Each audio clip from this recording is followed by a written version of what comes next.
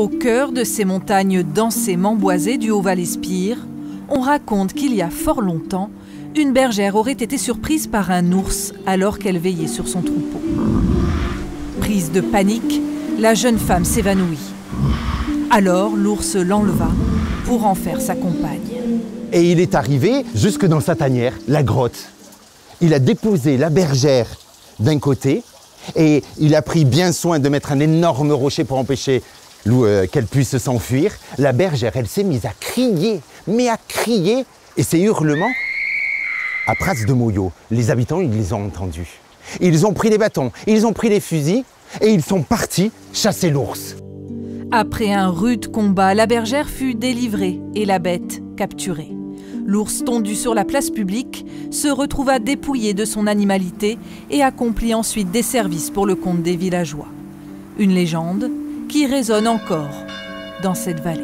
Moi, je me souviens ma mère qui m'expliquait quand elle était jeune qu'elle s'enfermait dans le placard de sa chambre, mortifiée de peur. Vous avez déjà attrapé, vous, l'ours? Oh oui, chaque année.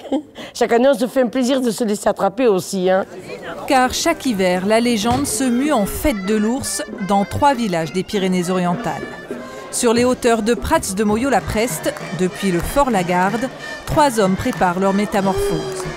Une toison, un mélange d'huile et de suie, et les voici transformés en bêtes sauvages.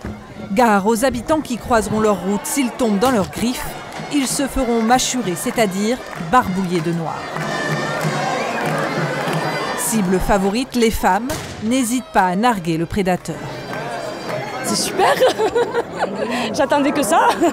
Aujourd'hui, c'est le challenge en fait, d'arriver à se faire maquiller. Avant, c'était l'inverse. Aujourd'hui, vu le monde, c'est compliqué. Presque un hommage. C'est ça, oui, une fierté. Et c'est dans nos cœurs.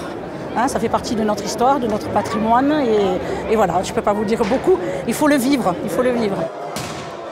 Inspirée d'une légende, la fête est ainsi devenue tradition. L'ours effraie autant qu'il amuse au moment du carnaval.